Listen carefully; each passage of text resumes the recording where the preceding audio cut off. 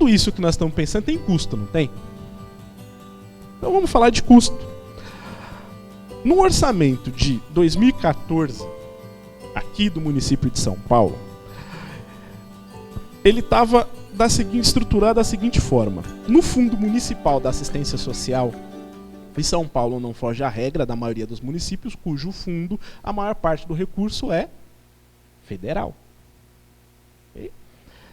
Tinha 862.951.601 reais, ok?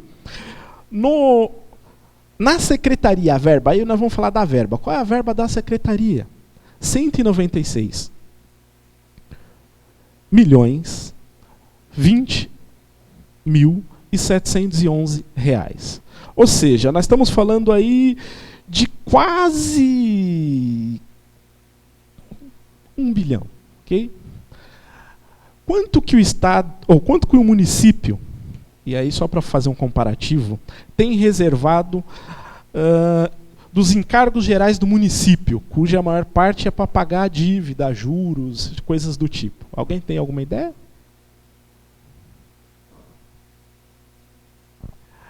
R$ 7.940.622.047 reais. Isso significa o quê? Que enquanto nós só tivermos no conforto do nosso olhar técnico e não retomarmos a nossa posição militante diante desses problemas, a situação não vai mudar.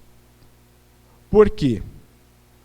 A questão da juventude acolhida, ela é a especificidade, né, ou vamos dizer assim, é o detalhe do detalhe do detalhe do detalhe. Ok? Não vai mudar.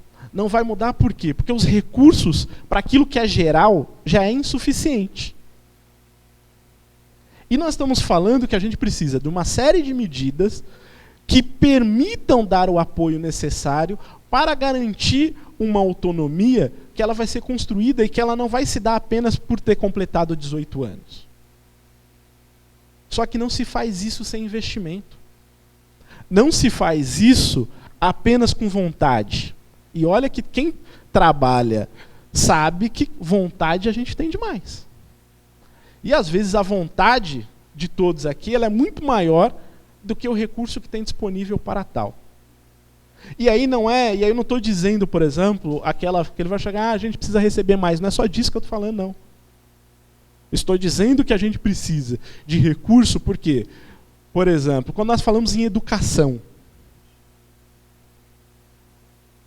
eu nunca vi filho de político em escola pública. Semana passada, eu estava conversando com o promotor da infância lá de São Bernardo, e aí ele estava falando, né, e aí para vocês verem como às vezes, até os promotores de infância, que a gente olha e fala assim, olha, né, tem uma sensibilidade, conhece a área, às vezes não consegue juntar a realidade e pensar ela como a sua totalidade. Ele estava falando que o filho dele estuda no Rio Branco, aqui em São Paulo. O Rio Branco, né, não é uma das escolas mais baratas do município. Ou estou errado? Só que aí, né, a gente estava falando da questão da educação no município. E aí ele se ajeitou na cadeira, olhou para mim e falou assim, olha, Carlos, eu não posso dizer que a educação pública não tem qualidade.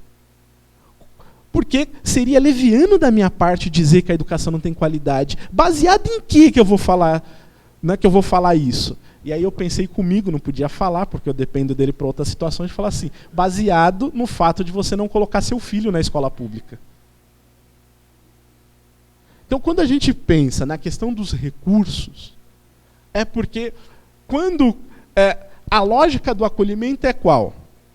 E aí, quem faz visita aqui sabe que às vezes vem a guia de acolhimento, tem uma descrição lá, e quando você chegar no bairro, você olha e você fala, gente, se isso aqui é motivo para ser acolhimento, vamos cercar o bairro, tira todos os adultos, bota um monte de técnico aí, e vamos trabalhar com todo mundo. Ou não é isso que a gente encontra nas visitas? Então, quando nós falamos, percebe? Só que quem é acolhido é aquele que o Estado vai lá e coloca seu dedo de Midas. Vou resolver seu problema. Agora você vai ser elegido a ser protegido. Okay? Só que o Estado não garante essa proteção efetivamente, porque ele vai chegar lá no acolhimento, vai colocar lá e vai dizer, olha, agora é problema seu. Agora não é mais comigo. Okay? Por quê? Ele vai virar e falar assim, olha, tem o CREAS que vai te apoiar. Eu não sei a realidade aqui de São Paulo, mas lá em São Bernardo tem um CREAS para todo o município. E aí a média lá do apoio do CREAS é o seguinte, o CREAS vira um fiscal de acolhimento, ele vai lá para ver se você tem problema. Porque ele não dá conta de te apoiar, então ele vai lá para te ferrar. Essa é a relação.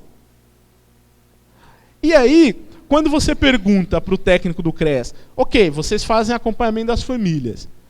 Fazemos. Em São Bernardo, cada técnico acompanha 160 famílias. Ou seja, se eles fizerem uma visita por dia, vai meio ano para visitar todas as famílias. E aí nós caímos de novo em qual problema? Recurso. Com esse orçamento, então, olhando para o orçamento da cidade, dá para perceber que vocês não têm apoio nenhum do CREAS. E aí eu nem vou falar do CRAS, né? Porque o CRAS vai olhar e falar, não, mas ele está protegido, não é problema meu.